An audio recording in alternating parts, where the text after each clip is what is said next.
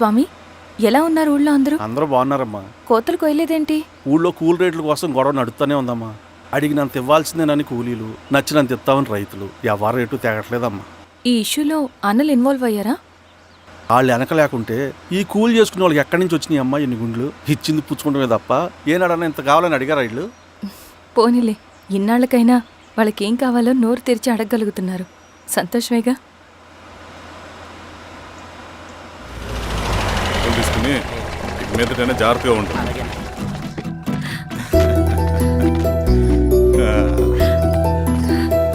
బాగున్నావమ్మా? బాగున్నానన్నయ్య, నువ్వెలా ఉన్నావు? బాగున్నాను. రా లోపలికి వెళ్దాం. రా కూర్చో. సో ప్రయాణం అంతా బాగానే జరిగింది కదా? నీ ఫేవరెట్ నెత్తిపూరి. రా వడ్డిస్తారా? ప్లేట్ తిప్పు. నాకొద్దన్నయ్య, నాకు మంచి కాఫీ తాగాలని ఉంది. అమ్మో, నీకు నచ్చినట్టు కాఫీ చేయాలంటే ఆ దేవుడి దిగి రావాలి తల్లి. ఏంటో అన్నయ్య, మంచి కాఫీ తాగకపోతే ఇక ఆ రోజంతా అదోలా ఉంటుంది నాకు. రేయ్ సామే, అయ్యా అర్థమైంది. శిరీష్ అమ్మకి మంచి కాఫీ కావాలి, అంతేగా నేను వెళ్ళి పట్టుకొచ్చేస్తా. ఎక్కడికి స్వామి? మన ఊళ్ళో మెగాస్టార్ హోటల్ ఉందమ్మా, అందులో కాఫీ చాలా బాగుంటుంది. నేను వెళ్ళి పట్టుకొచ్చేస్తా. స్వామి, అమ్మా కాఫీ అంటే అక్కడికి వెళ్ళి వేడివేడిగా తాగాలి. నేను వస్తాను పద. అవునమ్మా, అక్కడ నేను కూడా తాగాను, చాలా బాగుంటుంది. వెళ్ళు. థ్యాంక్ యూ అన్నయ్య. ఆడుతూ పాడుతూ పని చేస్తాం. కాఫీ బాగుంది. ఎవరు చేశారు? మా రవణ పెట్టాడమ్మా. రవి? ఎవరు రమ్మను?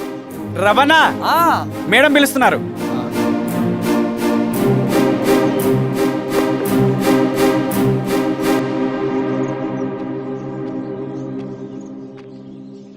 ఇతనే రవణ. శిరీష మీరా? రవి, నువ్వేంటి ఇక్కడ? కాఫీ బాగుందా? చాలా. అది కాదు రవి, నువ్వు ఇక్కడ? ఈ హోటల్ మనోల్దే.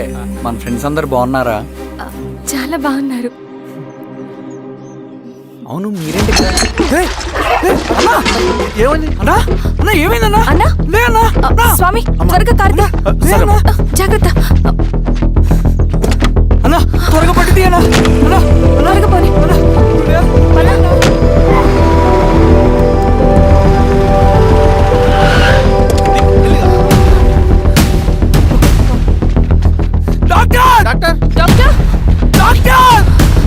ఏమైంది డాక్టర్? త్వరగా చూడండి డాక్టర్. లోపల తీసుకోండి.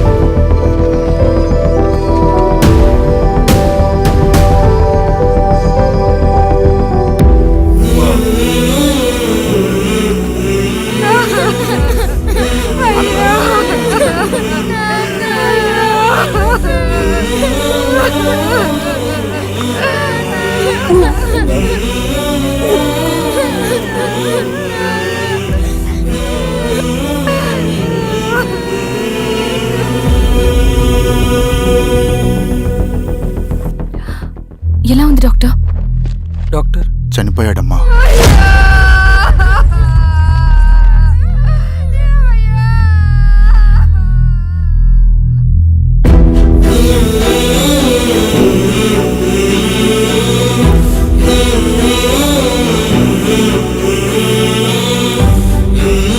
ఆ పేపర్స్ ఏంటి రవి? అతని భూమికి సంబంధించిన పేపర్స్.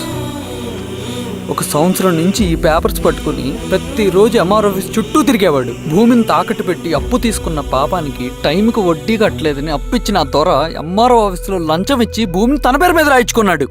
ఈ ఎంఆర్ఓ ఆఫీస్లో ఎవరు నిజాయితీగా పనిచేయట్లేదండి. చెట్టు కట్టి నరకాలు ఒక్కొక్కడిని. నరికేడవేంటి రవి? నువ్వు కాగితం మీద ఒక బొమ్మ గీస్తావు, ఒక చోట సరిగ్గా రాదు, ఏం చేస్తావు? ఎరేజర్తో సరిచేస్తావా, లేకుంటే ఆ పేపర్ని చింపేస్తావా? మరి మనుషుల విషయంలో ఎందుకు రాదు ఆ ఆలోచన? తప్పు చేసిన ప్రతి ఒక్కరిని నరుక్కుంటూ పోతే చివరికి మిగిలేది మనుషులు కాదు, శవాలు.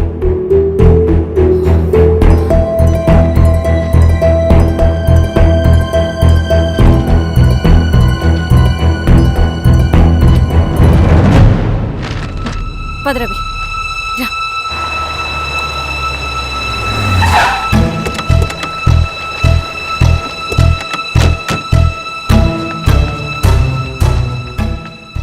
పానుకోటి నర్సయ్య ల్యాండ్ ఎవరు చూస్తున్నారు? మీరెవరు? ఇదిగోండి అప్లికేషన్. ఇది డిస్ప్యూట్ ల్యాండ్, ఎవడేం చేయలేడు. నీ నిర్లక్ష్యం, నీ లెక్కలేనితనం వల్ల ఒక నిండు ప్రాణం పోయింది. ఒక కుటుంబమే రోడ్డు మీద పడింది తెలుసా? ఏంటో మా గొడవ?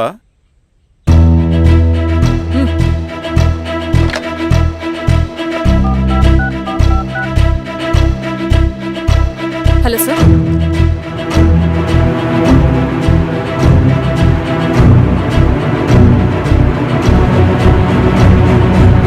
Okay sir. You are dismissed. Peon, నేను ఒక పేపర్ ఇస్తాను, అది కలెక్టర్ గారికి ఫ్యాక్స్ చేయి. అలాగే మేడం. ఎవరమ్మా మీరు? ఈ ఊరికి కొత్తగా వచ్చిన ఎంఆర్ఓ.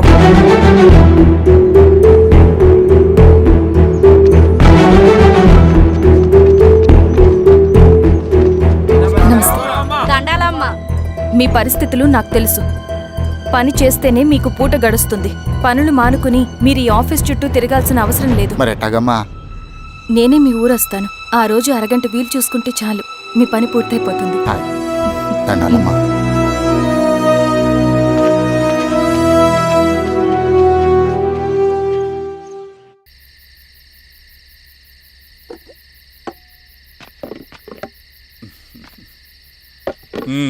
ఎంఆర్ఓ గారు, ఏంటి ఛార్జ్ తీసుకున్న మొదటి రోజే ఆఫీస్లో మీ పవర్ చూపించారట?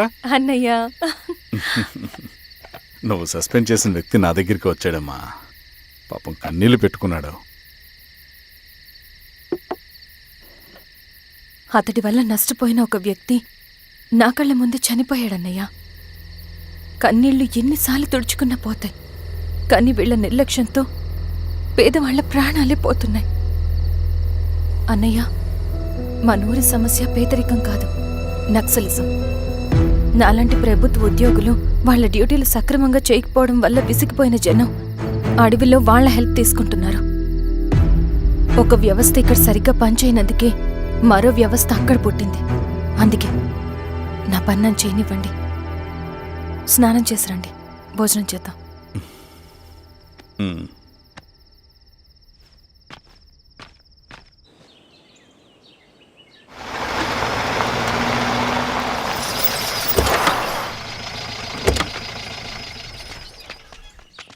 నమస్కారం అమ్మా.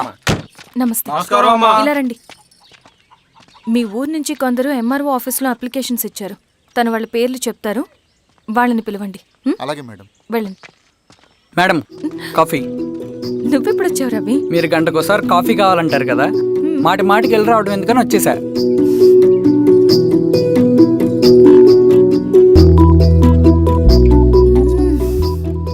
రవి, ఈ కాఫీ కోసమైనా నిన్ను పెళ్లి చేసుకోవచ్చు. అదేంటి అలా అనేసారు?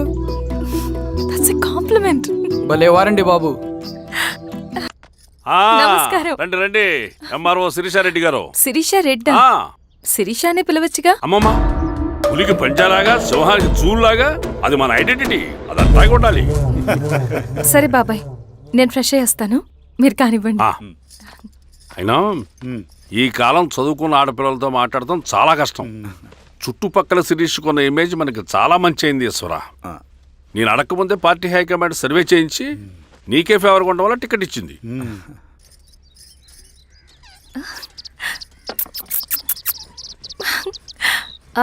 అనేవాళ్ళు ఎక్కడ? బయటికి వెళ్ళారమ్మా. ఓ, బయటికి వెళ్ళారా? రవిని పిలు. అలాగే. మేడం. రవి రా రా రా, కూర్చో. పర్లేదు మేడం. మేడం ఏంటి, శిరీషానే పిలవచ్చుగా. అది కాదండి, ఎవరైనా కూర్చో. చూస్తే. కూర్చోవయ్యా. ఇది ఆఫీస్ కాదు రవి, మా ఇల్లు. వడ్డించు. సరే అమ్మా. రవి, అడవిలో నక్సల్స్ ఎక్కడుంటారో తెలుసా నీకు? ఏంటి శిరీష? అడవిలో నక్సల్స్ ఎక్కడుంటారో తెలుసా నీకు?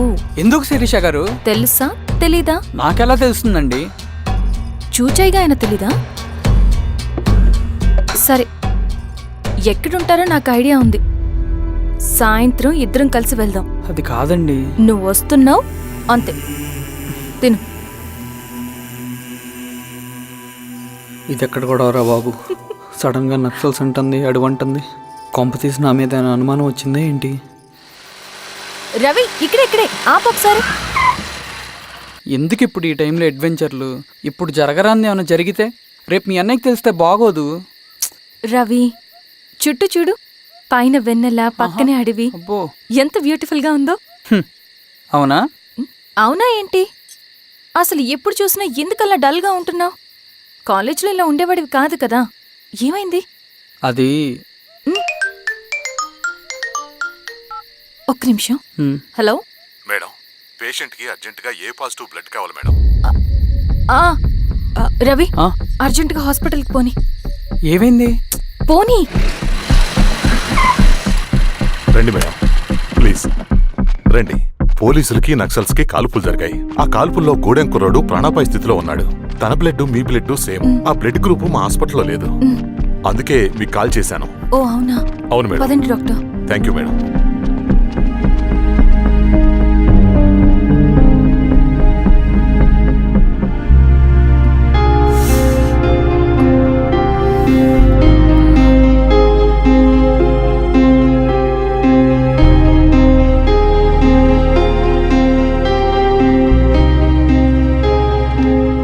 Thank you madam. పర్లేదు డాక్టర్. ఇప్పుడు అతనికి ఎలా ఉంది? తను స్పృహలో లేడు మేడం. రవి, నీ దగ్గర మనీ ఉందా? ఉన్నాయి. ఇవ్వు. ఇది అతనికి అందించండి. ఓకే. జాగ్రత్తగా చూసుకోండి. అలాగే మేడం. అమ్మా, భోజనం తీసుకురమ్మంటారా? నాకేమొద్దు. భోంచేయకపోతే ఆరోగ్యం పాడవుతుంది శిరీష. నువ్వు వెళ్ళి తీసురా అమ్మా. సరే. రవి, నాకు ఒక మంచి కాఫీ చేసిస్తావా? తలనొప్పిగా ఉంది. చేసిస్తా కానీ తర్వాత నువ్వు భోంచేయాలి.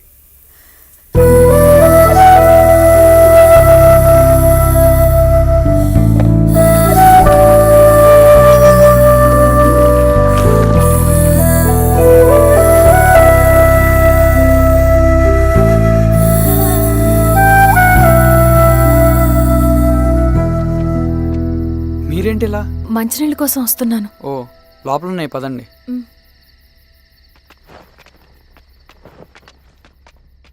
ఇదిగోండి మంచినీళ్ళు.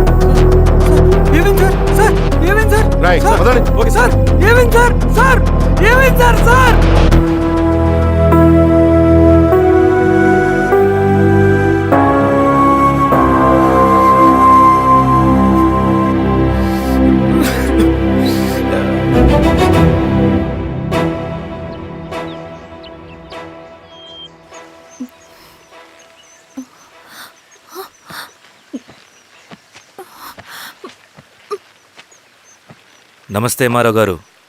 మా అడవిలో మర్యాదలు ఇలాగే ఉంటాయి. షాక్ అవ్వాల్సిన అవసరం లేదు. జెడ్పీటీసీ ఎలక్షన్ జరగటం మాకు ఇష్టం లేదు. అవి ఆగాలంటే 2 దారులున్నాయి. ఒకటి మీరు విత్డ్రా చేసుకోవాలి, లేదా మీరు చనిపోవాలి.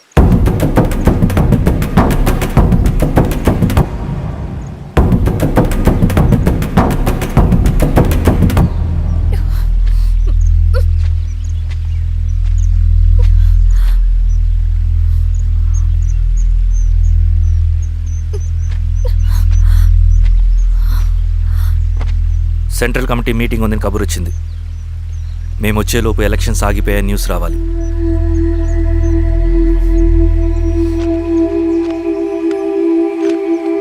ఇదిగో రవి. లాల్ సలాం కామ్రేడ్.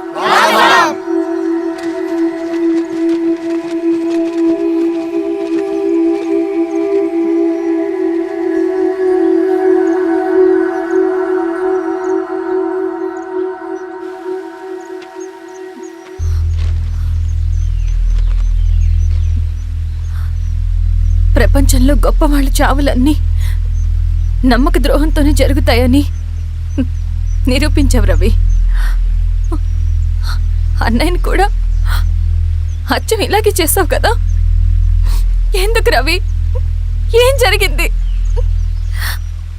అన్నీ బాగుంటే దేశం తరపున బ్యాడ్మింటన్ ఆడేవాడిని.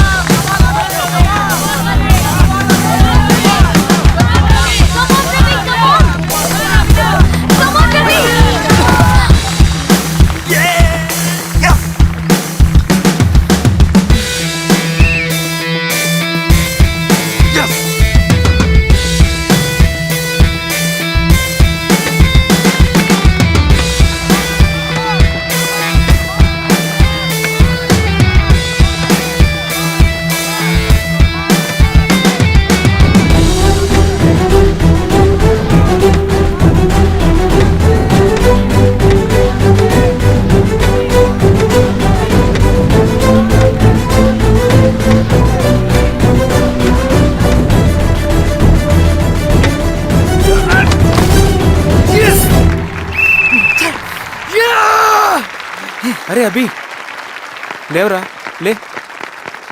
Congratulations. Thank you sir. Ravi, congratulations.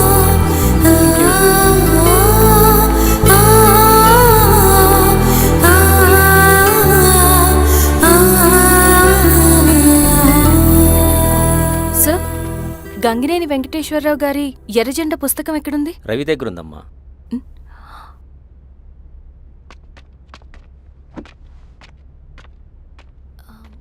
Ravi,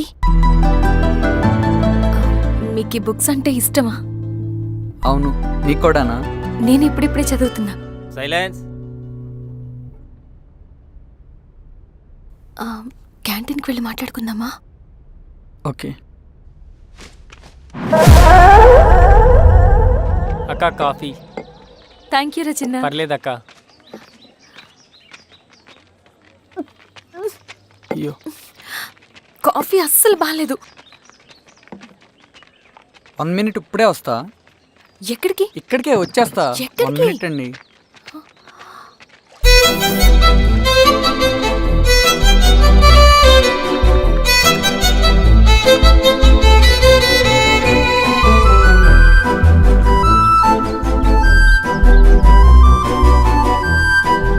ఒకసారి ఈ కాఫీ టేస్ట్ చేయండి.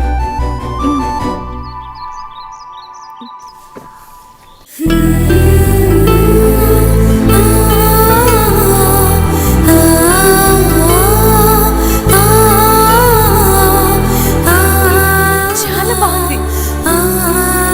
థ్యాంక్ యూ అండి.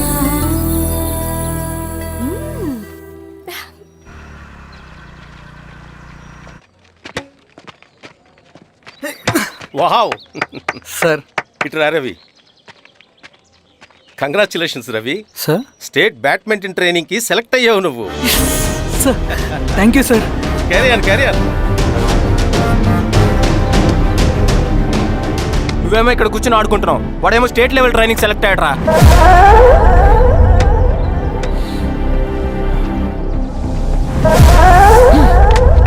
అరే మొత్తానికి నువ్వు అనుకున్నది సాధించావురా. రే ఎప్పుడు మనం ఎంచుకున్న మార్గమే మన జీవితాన్ని మారుస్తుందిరా. Hi Ravi. All the best Ravi. నీకోసమే తీసుకో. Thank you. Bye.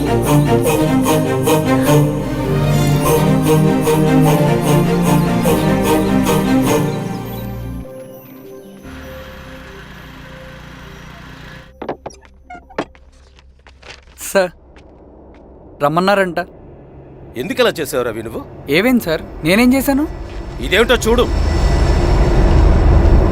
Question paper sir. అవును, రేపు జరగబోయే టర్మ్ ఎగ్జామ్ పేపర్ నువ్వు లీక్ చేసిన పేపర్. సార్ అసలు నువ్వు ఇలా చేస్తావనుకోలేదు. సార్ నేను క్వశ్చన్ పేపర్ లీక్ చేయట్లేదు సార్. నేనంతా చదువుకుంటూ రూమ్లోనే ఉన్నాను సార్. నన్ను నమ్మండి సార్. ఈ జెర్సీ నీదే కదా? సార్ అది నాదే, కానీ దీనికి నాకేం సంబంధం లేదు సార్. నన్ను నమ్మండి సార్. మల్లయ్య, సార్ నిన్న రాత్రి ఏం జరిగింది? సార్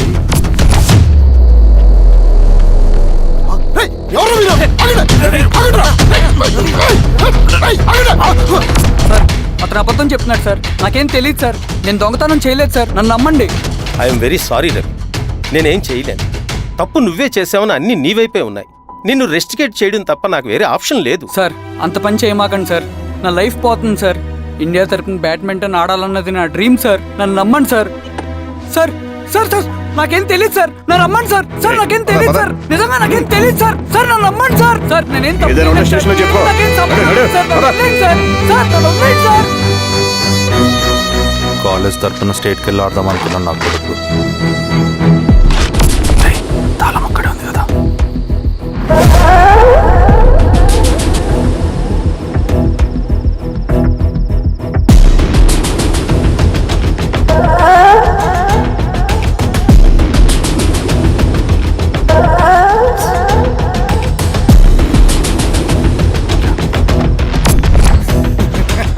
రేపు జైల్లో ఆడుకుంటారు బ్యాడ్మింటన్.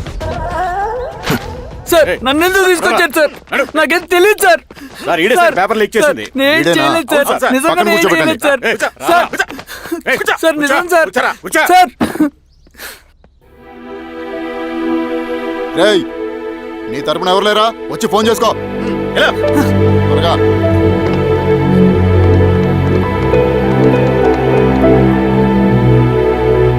సార్ నేను రవీన్ సార్. రవి చెప్పు. సార్ నేను పోలీస్ స్టేషన్ లో ఉన్నాను సార్. మీరు నాన్న అర్జెంట్ గా రండి sir. Please sir. Police station ఏమైంది రవి? ముందు మీరు రండి సార్ ప్లీజ్. నేను చెప్తాను సార్. సరే సరే వస్తున్నా. వెళ్ళి కూర్చో. సార్ అయ్యా దండలయ్యా. రే రవి నాన్న, ఏమైందిరా? నాకేం తెలియదు ఏయ్, నాన్న. నువ్వు ఆగు. నీ కొడుకు క్వశ్చన్ పేపర్స్ దొంగతనం చేసి దొరికిపోయాడు.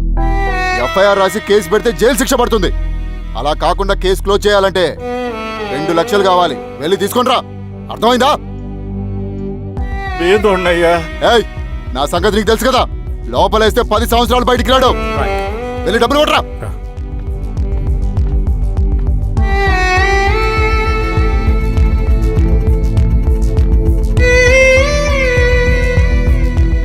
దండాలయ్యా. ఇదిగోనయ్యా 2 లక్షలు.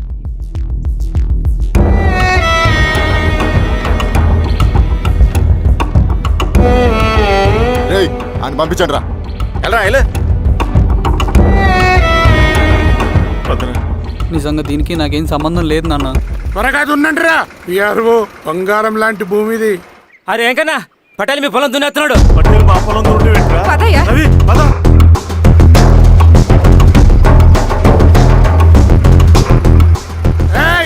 కానీ ఏంట్రా? అయ్యా పట్టేలయ్యా. మా పొలంలో మీరు దున్నుతున్నారండి. నా పొలంలో నేను దున్నకుంటే వాడు దున్నుతాడా? అన్యాయం అయ్యా. ఏంద్రా అన్యాయము? పొలం అమ్మినావు కదా, అనుకున్న పొలంలో దున్నుతుంటే అన్యాయం అంటారేంట్రా? విఆర్ఓ పేపర్ని చూడరా, మంచిగా చూసుకుంటారా. పొలం అమ్మేవా నాన్న? అమ్మలేదురా, తాకట్టు పెట్టా. తాకట్టు కాదురా, నువ్వు అమ్మావు, నేను కొన్నాను. నేను అమ్మలేదయ్యా. వీడు నా దగ్గర 2 లక్షలు తీసుకొని ఈ పొలం అమ్మాడు. 2 లక్షలా? ఎందుకో? మీ వాడు చేసిన నిర్వాకం వల్ల చదువుకోరాని కాలేజీకి పంపితే ఆడుతూ పాడుతూ ఎగ్జామ్ ఫెయిల్ అవుతాడని తెలిసి ఆ పేపర్ లీక్ చేశాడు వీడు. ఏంటయ్యా ఇది? పోలీస్ కేసు అవుతుందని తెలిసి వీడు నా దగ్గరకు వచ్చి 2 లక్షలు తీసుకుపోయి వాడిని బయటికి వినిపించిండు. ఏం రా, అంతేనా కదా? ఏం తమాషా చూస్తుండ్రా? పని చేసుకోమండి. ఏయ్, దొంగ పేపర్ చాలా కొడతా. రండ్రా.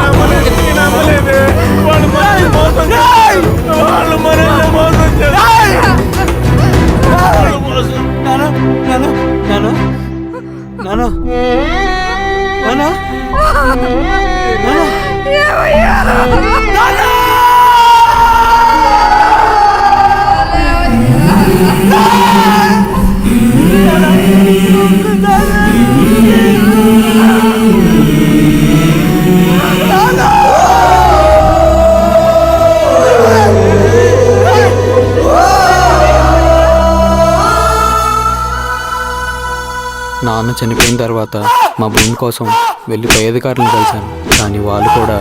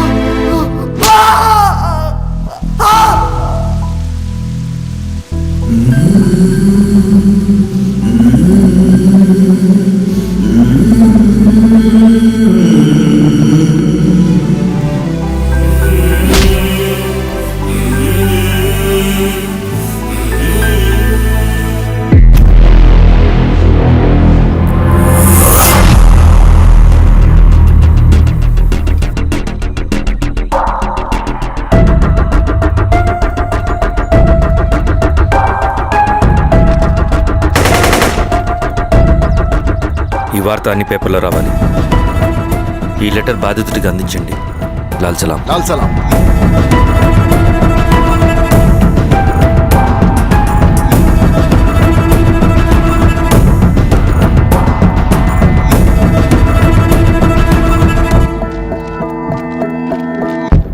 ఈ పీడిత భూస్వాముల నుండి విముక్తి కోసం విప్లవ పోరాటం చేయాలి. పేద ప్రజలను సమసమాజం వైపు నడిపించాలి. దళం నిన్ను ఆహ్వానిస్తుంది. రా, జనం కోసం పోరాటం చేద్దాం. లాల్ సలాం.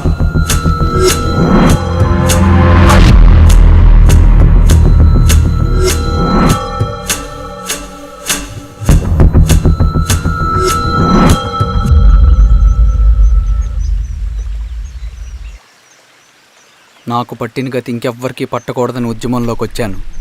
ఇన్ఫార్మర్గా చేరాను. దానికోసం ఎంతమందినైనా చంపుతాం, చేస్తాం. కానీ మేమనుకున్న సమాజం తీసుకొస్తాం. కమ్యూనిస్ట్ రాజ్యాన్ని స్థాపిస్తాం. సమాజమా అంటే? రష్యాలో, చైనాలో, వియత్నంలో మా కమ్యూనిస్టులు విప్లవం ద్వారా సాధించిన ఆదర్శ సమాజం. Lenin, Stalin, Mao, Che Guevara, Fidel క్యాస్ట్రోల్ సృష్టించిన కులాలు, మతాలు, వర్గాలు, వర్ణాలు లేని ఒక సామ్యవాద స్వర్గం.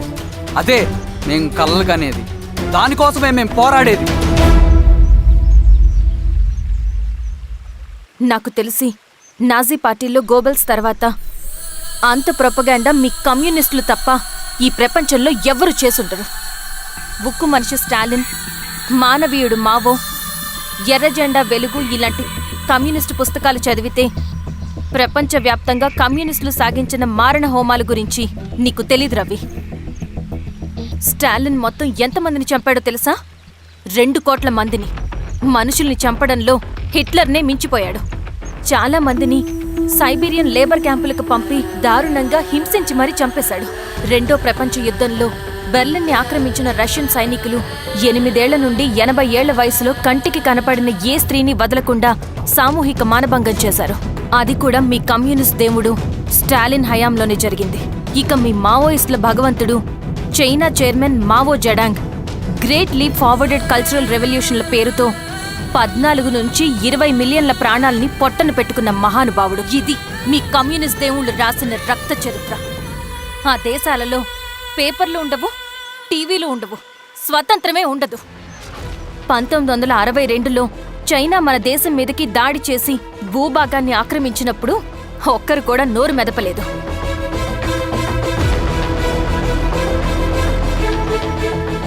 కమ్యూనిస్టుల మానసపుత్రులైన మీ నక్సలైట్లు ఏమైనా తక్కువ తిన్నారా? పశ్చిమ బెంగాల్లోని నక్సల్బరి అనే గ్రామంలో 1965లో జోతేదార్ల దౌర్జన్యానికి వ్యతిరేకంగా పుట్టిందే మీ ఉద్యమం. A for arms, B for Bengal, C for Charu Majumdar. చారు మజుందార్ చెప్పిన స్టేట్మెంట్ గుర్తుందా? వర్గశత్రువుని ఖతం చేసి వాడి నెత్తుట్లో చేతులు ముంచని వాడు విప్లవకారుడు ఎలా అవుతాడు? అక్కడి నుంచి మొదలైంది మీ నక్సల్స్ హింసాకాండ. 1965 నుంచి ఇప్పటిదాకా 1,00,000 మందిని ఉద్యమం పేరుతో చంపేశారు. కేఎస్ వ్యాస్, పరదేశీ నాయుడు, ఉమేష్ చంద్ర, శ్రీపాదరావు, దుగ్గిరాల వెంకట్రావు, హైగ్రీవాచారి, బుడ్డా వెంగల్ రెడ్డి, ఇలా చెప్పుకుంటూ పోతే ఎంతో మంది మీ చేతుల్లో చంపబడ్డారు. ఇంతమందిని చంపి ఏం సాధించారు మీరు? కంపెనీలు తెచ్చారా? ఉద్యోగాలు ఇప్పించారా? ఇళ్లు కట్టారా? హాస్పిటల్స్ పెట్టారా? ఏం చేశారు మీరు?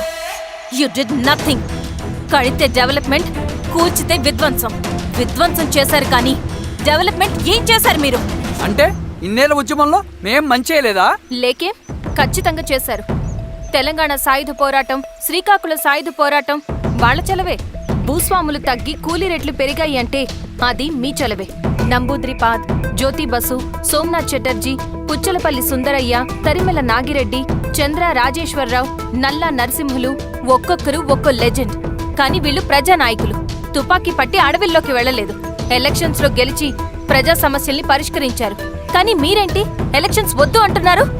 ఒక తుపాకీతో మనిషి ప్రాణాలు తీసే బదులు ఒక పెన్నుతో 10 మంది ప్రాణాలు కాపాడొచ్చు. మీలాంటి వాళ్ళు ఉండాల్సింది ఎర్ర జెండా నీడలో కాదు, దేశ జెండా నీడలో. చంపుకుంటూ పోతే ఒకరోజు మనకిష్టమైన వాళ్ళని కూడా చంపుకోవాల్సి వస్తుంది రవి. నా మాట విను. ఇవన్నీ వదులుకుని నాతో రా. ఈ అడవి బయట నీకు గొప్ప ఫ్యూచర్ ఉంది. రా. సంతకం పెట్టండి శిరీష. నేనెందుకు చెప్తున్నానో అర్థం చేసుకోండి. రవి, సంతకం పెట్టండి.